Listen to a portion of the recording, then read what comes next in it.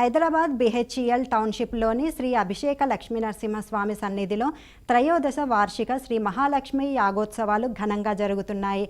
ఉత్సవాలలో భాగంగా అమ్మవారికి పల్లకీ సేవ నిర్వహించారు. అనంతరం వేద పండితుల మంత్రోచ్చారణల నడుమ చక్రస్నాన మహోత్సవం జరిగింది.